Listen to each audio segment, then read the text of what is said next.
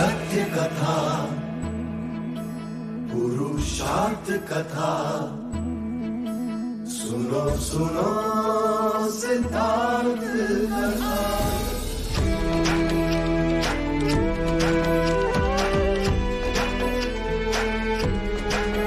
संसार में दुख का कारण क्या, संताप शोक का निवारण क्या। संसार में दुख का कारण क्या, संताप शोक का निवारण क्या। इस खोज में सब कुछ त्याग दिया, हर वैभव से वैराग लिया। वो सृष्टि से संयुक्त हुए, सिद्धार्थ से गौतम बुद्ध हुए।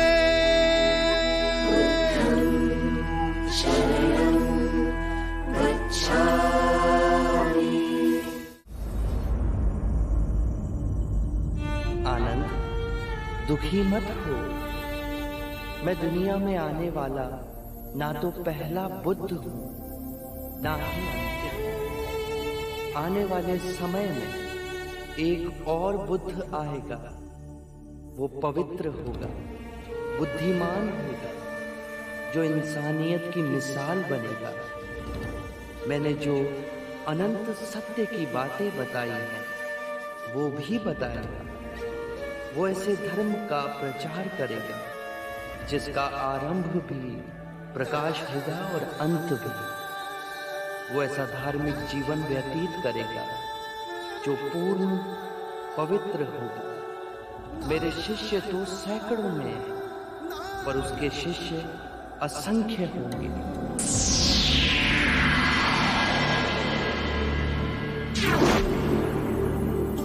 वो मैत्रेय के नाम से जाने जाएंगे।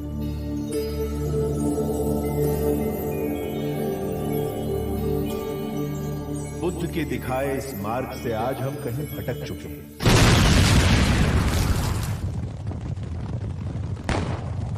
दुनिया भर में हो रही जंग, हिंसा और मानवीय घटनाएं इस बात का प्रमाण है।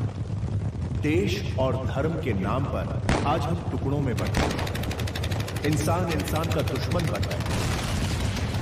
सदियों से हम अपनी आकांक्षाओं की पूर्ति के लिए युद्ध का सहारा लेते आए हैं। अपनी छोटी बड़ी जरूरतों को पूरा करने की इस दौड़ में बुद्ध का दिया संदेश, उनका दिखाया मार्ग हमारे बीच धीरे धीरे लुप्त हो चुका है।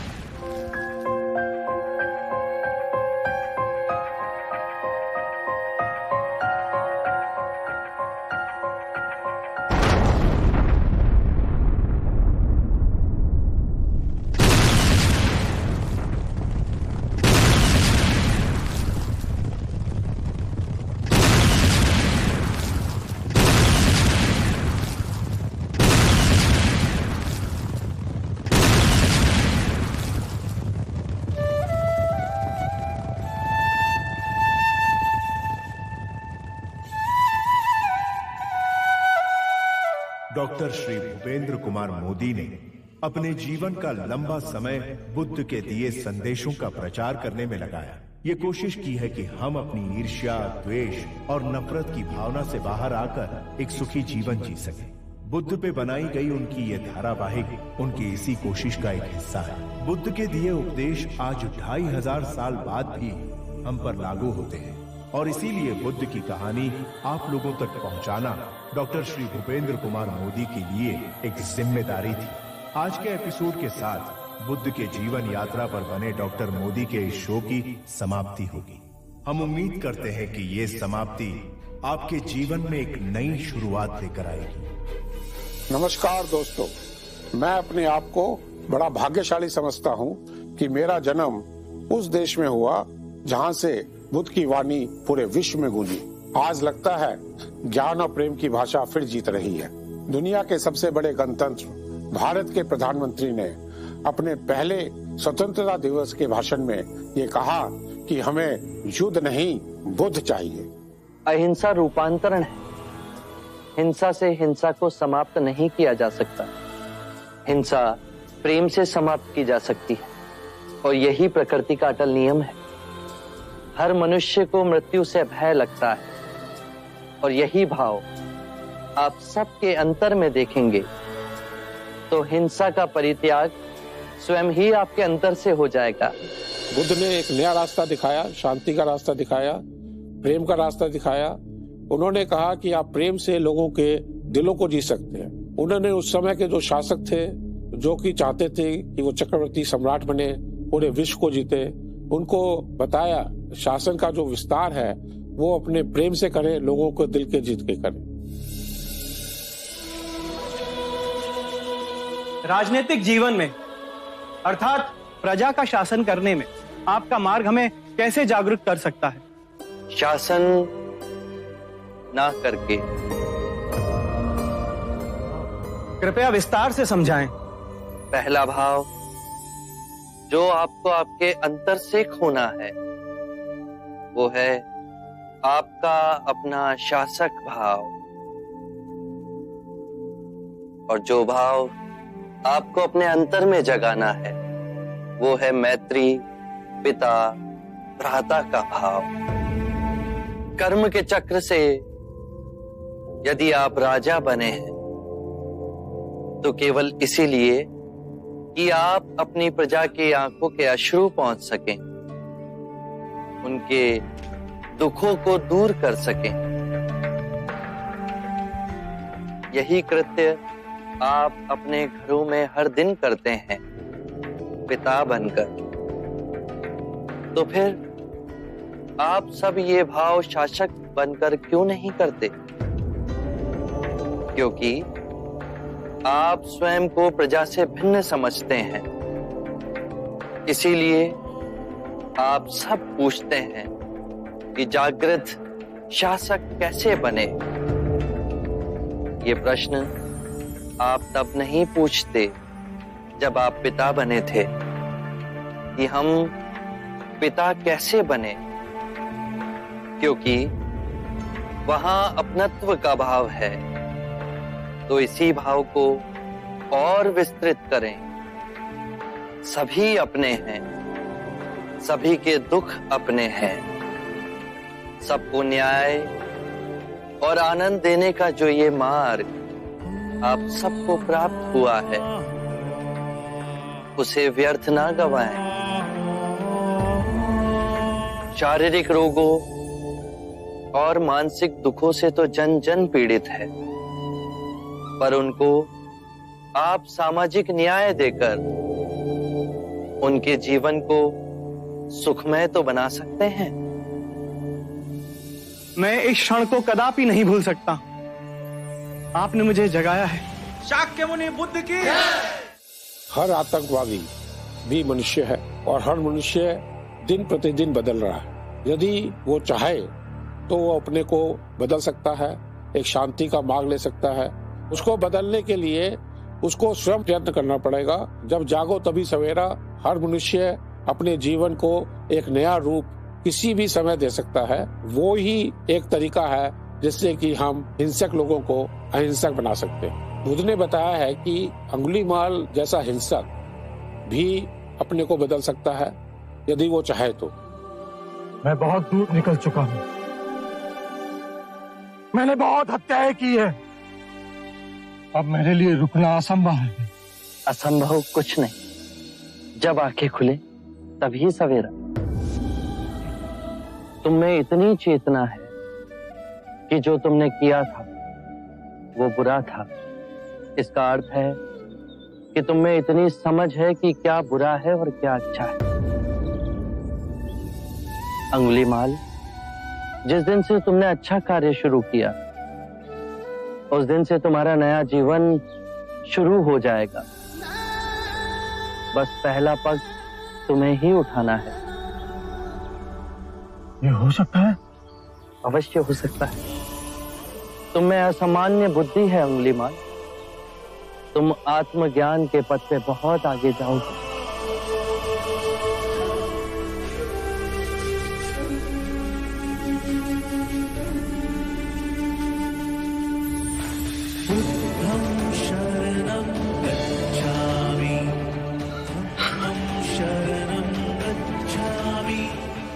मैं आपको वचन देता हूं, मैं सारे बुराई के रास्ते छोड़ दूंगा, आपके पीछे करुणा के पथ पर चलना सीखूंगा। कृपया कृपया मुझे आपका शिष्य बना दीजिए। मैं शिष्य नहीं बनाता, व्यक्ति स्वयं संग से जुड़ता है। क्रोध में आदमी की सोच और समझ दोनों खत्म हो जाती हैं। क्रोध को यदि वो अपने जीवन से निकाले तो वो संयम से सही डिसीजन ले पाएगा और उस डिसीजन से उसका भी लाभ होगा और बाकी सब लोग का भी लाभ होगा। अच्छा, तो तुम ये कहना चाहते हो कि तुमने शांति को पा लिया और मैं क्रोध को पाल रहा हूं? हाँ? ये तुम कह रहे हो, तुम्हारा अपना क्रोध ही तुम्हें पीड़ा देगा।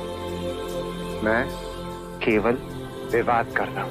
विवाद से ही हम क्रोधित होते हैं, परम सत्य का मार्ग छोड़ देते हैं और अपनी आत्म सुरक्षा के लिए प्रयास करते हैं। मैं क्रोध नहीं कर रहा। ये तो अत्यंत शुभ बात है। क्रोध करना अपनी हथेली पर गर्म कोयले को रखने के समान है, जो हम किसी दूसरे पर फेंकना चाहते हैं, पर इस क्रिया में हम स्वयं को ही हानि पहुंचाते हैं। क्रोध मनुष्य की सबसे बड़ी कमजोरी है। बुद्ध ने बताया कि क्रोध ऐसे है जैसे कि जलता कोयला अपने हाथ में रख के आप किसी पे फेंकना चाहें, वो सबसे पहले आपका खुद का हाथ जलाता है।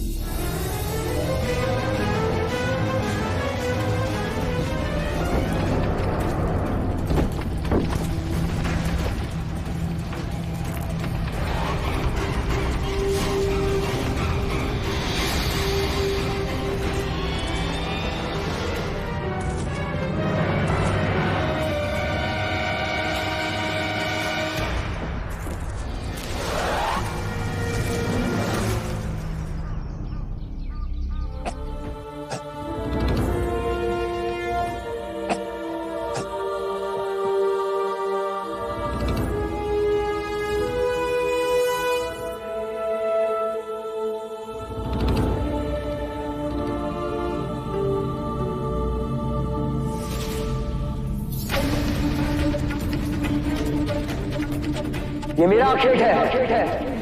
इसे मैंने बचाया है। ये पक्षी मेरा है।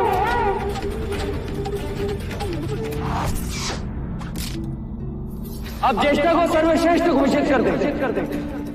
मैं पक्षियों को नहीं मार सकता।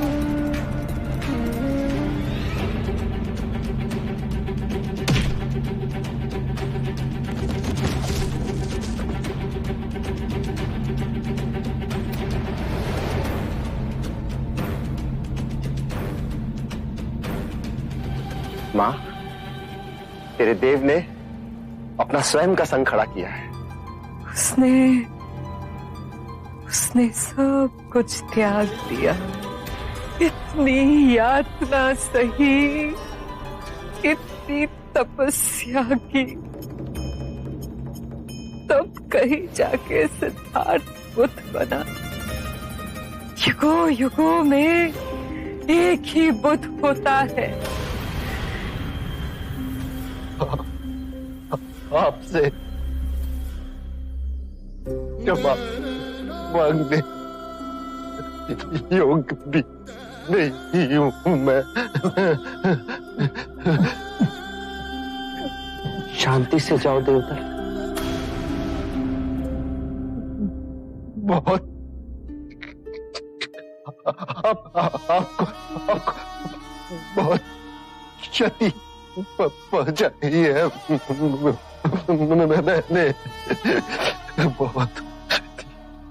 मुझे तो कुछ भी स्मरण नहीं।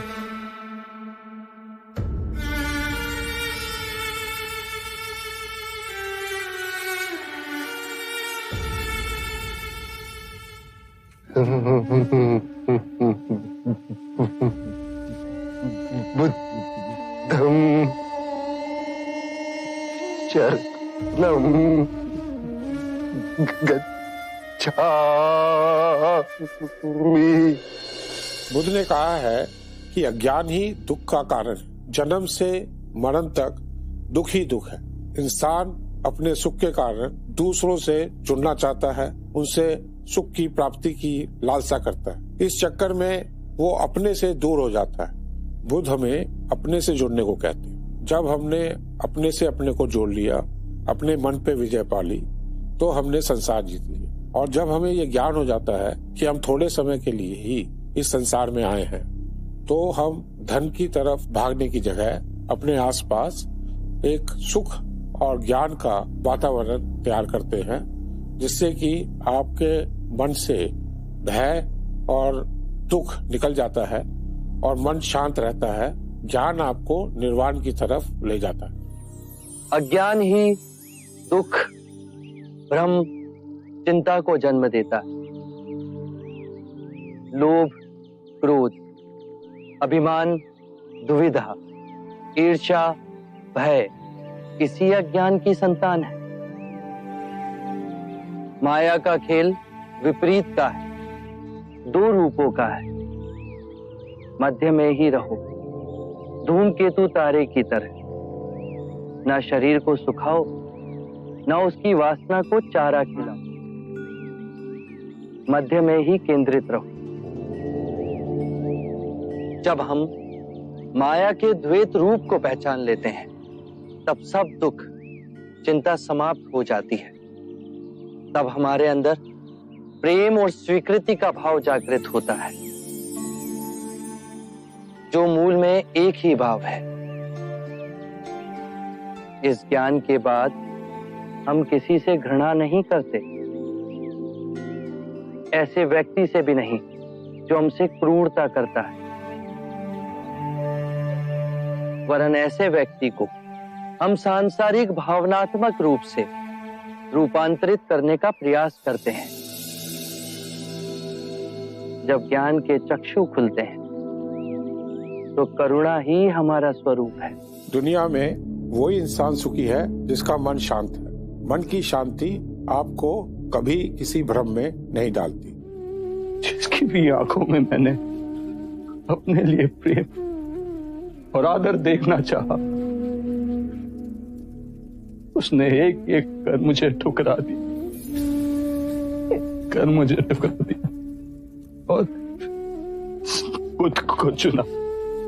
बुद्ध अनमोल है। वो समस्त मानव जाति को संवारने आए हैं। वो हम सबके दुख दूर करेंगे। अपनी आंखों से अहंकार का पर्दा हटाओ जात शत्रु। बुद्ध कहते हैं, अल्प ज्ञान ही विवेकहीनता है। बुद्ध कहते हैं कि भय से मुक्त हो जाओ। भयभीत होके ये मत सोचो कि कल क्या होगा, मेरा क्या होगा। किसी पे निर्भर मत रहो, और जब भय को अस्वीकार करोगे तो संपूर्ण मुक्ति मिलेगी। मेरे अंदर के सब घाव एक साथ रिसने लगे हैं। इतनी पीड़ा तो मृत्यु में भी नहीं होती। इस पीड़ा से मुझे छुटकारा चाहिए। इस पीड़ा से मुझे छुटकारा चाहिए। मुझे शांति चाहिए। शांति तुम्हारे अंतर में ही है, उसे बाहर मत खोजो। बुद्ध, मैं भीतर से खंडित हो रहा हूं। मेरे तार तार छिन्न भिन्न हो रहे हैं। तुम्हें संगीत में रुचि है? हाँ बुद्ध, मैं वीणा बजाना जानता हूं। तो एक बात समझाओ, यदि वीणा के तार ढीले हों तो क्या तुम उसे बजा सकोगे? नहीं बुद्ध, वो बेसुर ही बजेगा।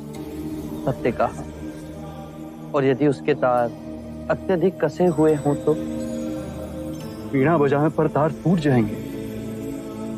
अर्थात तार वैसे कसे हों, ना तो वो अत्यधिक ढीले हों, ना अत्यधिक कसे हुए।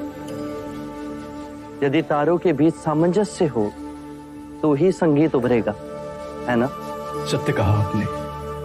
अभी तुम्हारे तार कसे हुए हैं अजात शत्रु, चेष्टा करोगे तो वो टूट जाएंगे। स्थिर हो जाओ, शांत हो जाओ और वीणा के तारों की तरह ही अपने अंतर के तार को पहचानने से संगीत उभरेगा, अवश्य उभरेगा।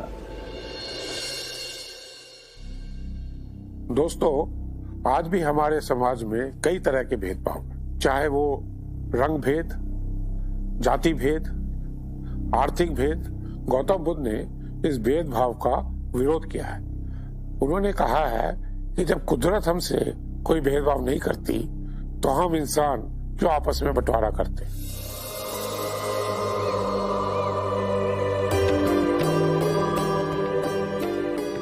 आप मुझे ना छोड़ो, नहीं तो मेरी छाया भी पड़ी, आप दूषित हो जाएंगे। क्यों दूषित हो जाऊंगा मैं? तुम भी हम सभी की तरह मनुष्य ही हो, और एक मनुष्य का स्पर्श दूसरे मनुष्य को कैसे दूषित कर सकता है? केवल लालच, घृणा, मोह, तृष्णा, हम ही मनुष्य को दूषित करते हैं। कैसे महात्मा हो तुम? तुम्हें तो जाति वर्ण का ज्ञान भी नहीं है। चोला पहने कोई सन्यासी नहीं होता। अरे पाखंडी हो तुम, पाखंडी। जो मानव से उसकी मानवता को छीनता है, पाखंडी वो होता है। यदि मुझे पाखंडी कहे आप सभी को संतोष मिलता है तो ये उचित है, परंतु इस मनुष्य में भी हमारी तरह प्राण बसे। इसे नीचा कहे, इसका तिरस्कार करना सबसे बड़ा पाखंड है। यदि जानते नहीं हो तो मैं बता दूं, ये धर्मशास्त्र है। पाखंड कैसे हुआ? जिस मिट्टी से सारी मानवता का सृजन हुआ, उसी से इसका भी हुआ। मानव और मानव में भेद कर आप सृजनकर्ता पर कीचड़ उछाल रहे हैं। यदि हम आकाश में कीचड़ उछालेंगे तो आकाश तो ऊंचा ही रहेगा, परंतु कीचड़ वापस हमारे ऊपर ही गिरेगा।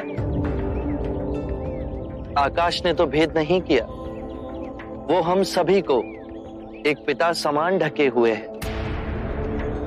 ये धरती धान उपजती है, इसने हमारे साथ भेदभाव नहीं किया। ये हवा हम सभी के लिए समान बहती है। पानी हर प्यासे की तृष्णा को बुझाता है। जब प्रकृति भेदभाव नहीं करती तो हम मनुष्य में भेदभाव क्यों करते हैं? यदि ऐसा है तो इससे संघ में भिक्षु क्यों नहीं बनाते? बहुत अच्छा सुझाव दिया आपने। सुनीत, क्या तुम भिक्षु बनना चाहोगे? मैं बुद्ध स्वागत करता हूं सुनीत का हमारे भिक्षु संघ में।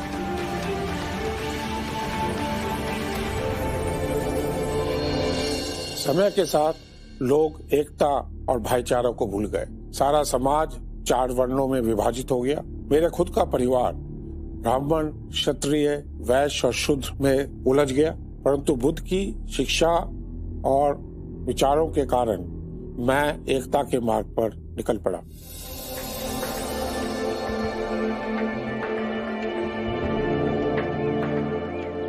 हर मनुष्य के अश्रुओं में नमक होता है, उसके लहू का रंग लाल होता है।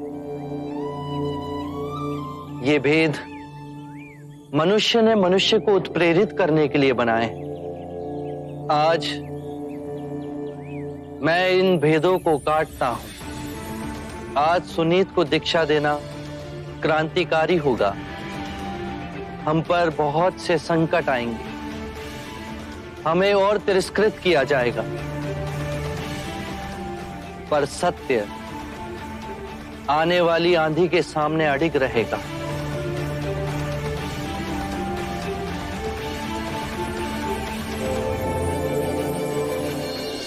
बुद्ध ने बताया कि हर औरत सक्षम है किसी भी क्षेत्र में आगे आने के लिए, जैसा ज्ञान प्राप्त करना चाहे करे, और यहाँ तक कि वो यदि चाहे तो उसको भी बुद्धत्व की प्राप्ति हो सकती है।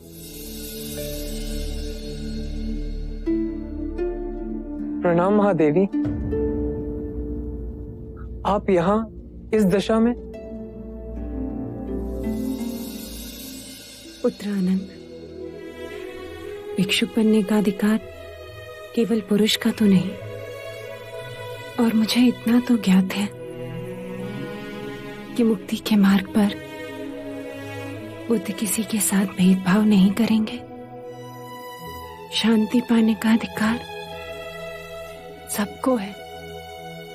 बुद्ध ने स्वयं कहा है, धनी, निर्धन, छूत, अछूत सब संघ में आ सकते हैं। आशा है स्त्रियों के साथ भेद ना होगा। आप सभी भोजन और स्नान करके आइए। आज ही आपको दीक्षा दी जाएगी। जब हमारा कोई प्रियजन, माता पिता, भाई बहन या कोई मित्र की मृत्यु होती है तो हम दुख का अनुभव करते हैं। उस समय क्या हम अपने मन को शांत कर सकते हैं? देखिए बुद्ध ने इसके बारे में क्या कहा।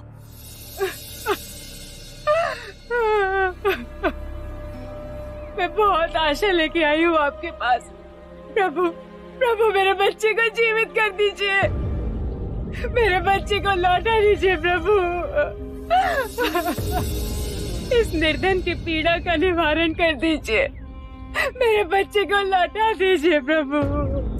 मुझे मेरा बच्चा लौटा दो, मुझे मेरा बच्चा लौटा दो प्रभु। मैं तुम्हारे बच्चे को जीवित कर सकता हूँ, पर उसके लिए तुम्हें एक काम करना होगा।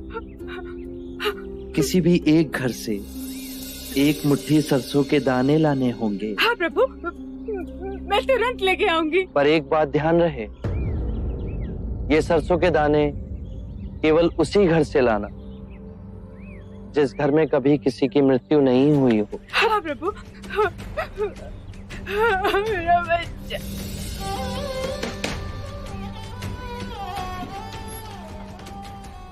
एक मुट्ठी सरसों का दाना मिलेगा? हाँ अवश्य मिलेगा, मांगा भी तो इतना सा। परंतु एक बात बताइए, आपके यहाँ किसी की मृत्यु तो नहीं हुई ना? बहन क्या बताओ, 6 माह पूर्व मेरे माता और पिता दोनों मृत्यु को प्राप्त हो गए। क्षमा कीजिए, मैं आपसे सरसों नहीं ले पाऊंगी।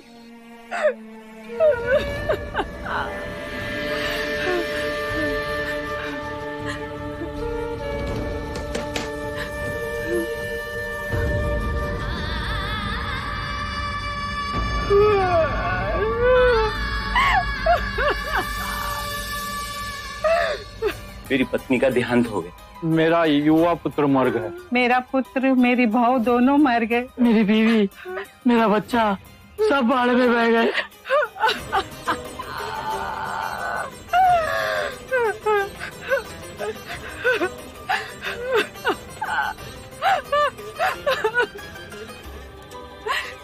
सुनिए,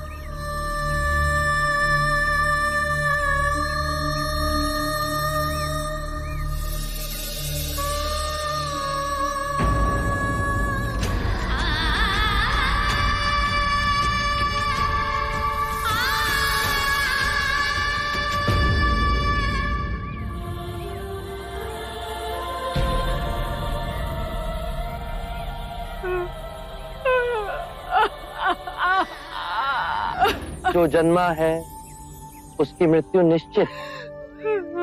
यही प्रकृति का नियम। चाहे युवा हो या वृद्ध, या ज्ञानी हो या अज्ञानी, मृत्यु सभी को आनी।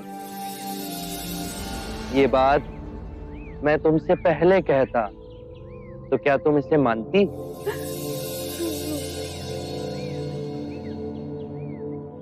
चंद्रमा हर रात्रि आकाश में यही परम सत्य दर्शाता है। पहले वो खिलता है, फिर उगता है और पूर्णिमा को पूर्ण गोलाकार आकार लेता है, और अमावस्या को वो लुप्त हो जाता है। परंतु वो लुप्त नहीं हुआ, वो केवल अप्रगट हुआ। तुम्हारा पुत्र अभी जीवित है, परंतु तुम्हारे अंतर में। हाँ, उसकी अटखेलियां, उसका बालपन। तुम शांत हुई तो समझ सके। परम सत्य ये है कि जब तक सृष्टि रहेगी, दुख मनुष्य के साथ छाया की तरह चलेगा। इस दुख का कारण है वस्तु से स्वयं को बांधना, ये जानते हुए कि वस्तु क्षणभंगुर है। प्रभु, प्रभु इससे मुक्ति कैसे पाए? मुक्ति के लिए विवेक जगाना आवश्यक है। जो आए, चाहे दुख की सूचना या आनंद की परछाई, स्वयं को इन दोनों के बीच स्थिर करो। इस मार्ग पर चल दुख के बंधन टूटेंगे और परम सत्य की उपलब्धि होगी। और जब तुम्हारे अंतर में ये चेतना जागेगी तो तुम पाओगे कि जन्म मरण, मिलन वियोग दो नहीं, एक ही है। यदि आप खुश रहना चाहते हैं तो ये जरूरी है कि आपके आसपास के लोग खुश रहें। एक सुखी वातावरण में कोई भी आदमी अकेला या दुखी नहीं रह सकता। इस सुखी वातावरण के लिए जरूरी है रिश्ते, वो रिश्ते जो आप लोगों से अपने उद्देश्य की पूर्ति के लिए बनाते हैं। रिश्तों की महत्ता को समझते हुए ये जरूरी है कि आप सबको सम्मान और प्रेम दें। हर रिश्ता विश्वास पर टिका हुआ, जैसे कि आदर्श पति पत्नी का रिश्ता, जो एक दूसरे के उद्देश्य की प्राप्ति के लिए एक दूसरे की सहायता करते हैं। दाम्पत्य जीवन में सामंजस्य होना अति आवश्यक है। यदि पति और पत्नी के बीच में मधुर संबंध होंगे तो परिवार का सौभाग्य बढ़ेगा, और परिवार का सौभाग्य फैलकर संपूर्ण मानव समाज को हर्षित करेगा। पति और पत्नी को सांसारिक रूप से ही नहीं, अपितु धन कमाने की भावना और शरीर के बंधनों से ऊपर उठना होगा। पत्नी पति के ही शरीर का एक अंग है। पति को सर्वदा अपनी पत्नी का आदर करना होगा, उसे मान देना होगा। पति को भूले से भी किसी के भी सामने अपनी पत्नी का अपमान नहीं करना चाहिए। पतिव्रत का पालन पत्नी करती ही है, पति को भी पति धर्म का पालन करना चाहिए। पत्नी का धर्म है पति से सर्वदा प्रेम करना, पति के परिवार को स्वयं का परिवार बनाना, उसके परिवारजनों के लिए सर्वदा अपने हृदय में प्रेम और सेवा का भाव रखना, अतिथियों का आदर करना। यदि परस्पर विश्वास से जिए तो परम ज्ञान की ओर एक साथ जाओगे। कृपा प्रभु, जीवन आपके दिखाए पथ पर चले, उसके कुछ मूल नियम बताने का सौभाग्य दें। अच्छे मनुष्य की संगत करो। बुरे केवल वो हैं जो ध्यान पूर्वक नहीं जी रहे, वो तुम्हारा भी ध्यान छीन लेंगे। अपने आसपास ऐसा वातावरण बनाओ जिससे आत्मिक वृद्धि हो। जब अंतर्मन शुद्ध होगा तो आपके सभी कृत्य धार्मिक हो जाएंगे। जो भी करो, चाहे अपना व्यवसाय या गृहिणी का कार्य, उसे गहनता से समझकर उत्तम करने की चेष्टा करो।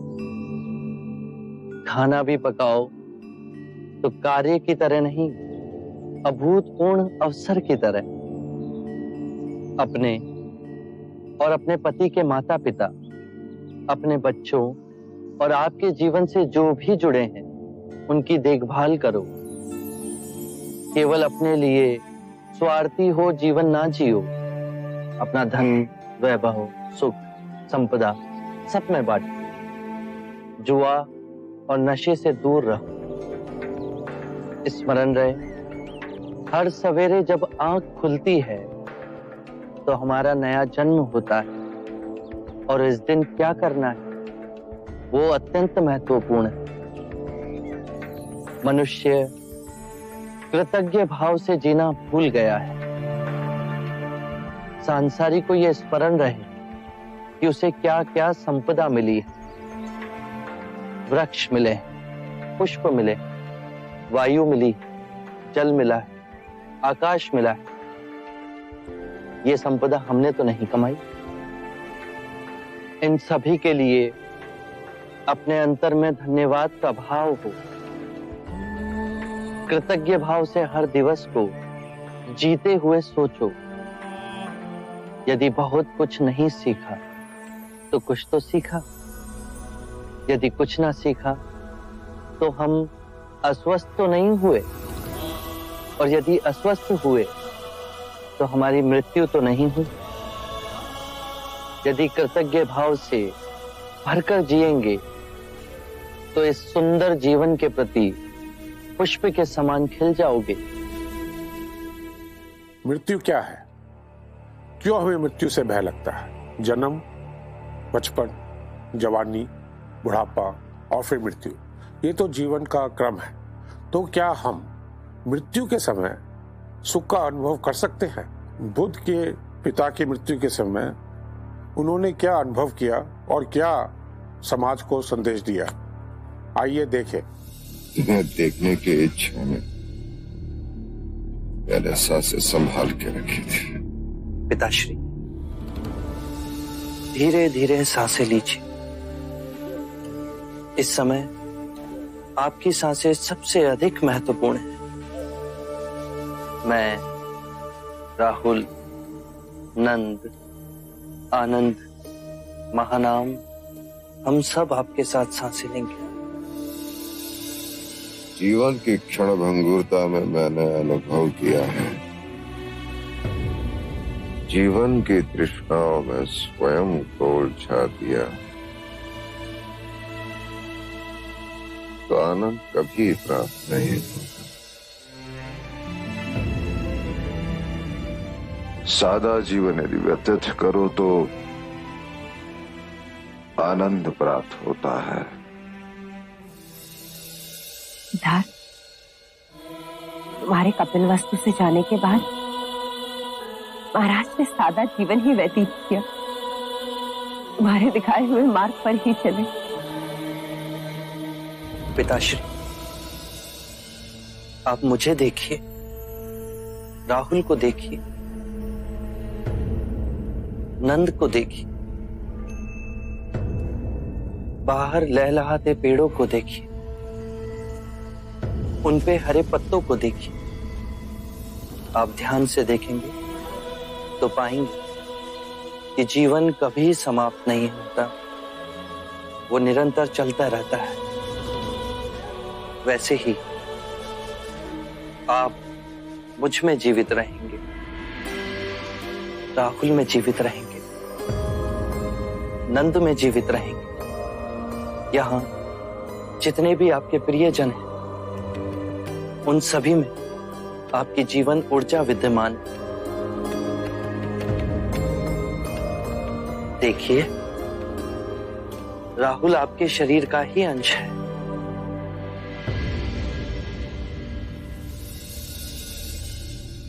तुमने मेरे हृदय में जो मृत्यु का भय था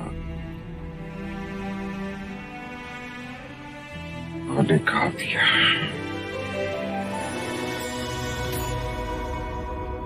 महाराज, महाराज, देव!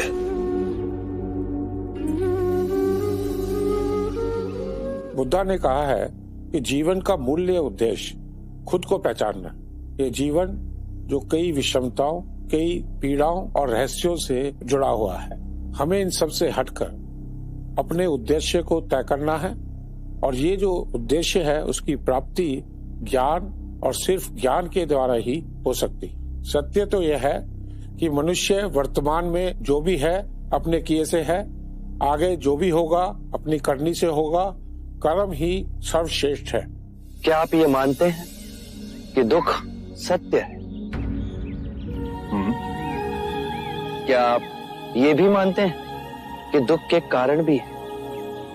हाँ। यदि कारण है तो दुख तो रहेगा, और यदि कारण ही समाप्त हो जाए तो दुख भी लुप्त हो जाएगा। जैसे सूर्य के प्रकाश से अंधेरा। आप सुनी सुनाई बातें नहीं कहते, अपने गहन अनुभव के आधार पर कहते हैं। आप धर्म और सिद्धांत की नहीं, देखी हुई बातें कहते हैं। आपने कहा कि मुक्ति का मार्ग है अपने विवेक को जगाना और गूढ़ ध्यान में लिप्त हो जाना, जिससे मनुष्य स्वयं को और इस संसार को भली भांति समझ सकता है। परंतु एक प्रश्न है, ये जो सारी विधियां हैं, रीतियां हैं, पूजा पाठ हैं, क्या ये सब व्यर्थ है?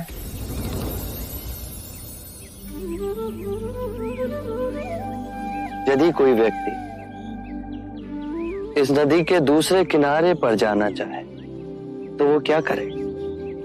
यदि जल गहरा नहीं है तो वो चलकर जा सकता है, और यदि जल गहरा है तो वो नाव की सहायता से जा सकता है या स्वयं तैरकर जा सकता है।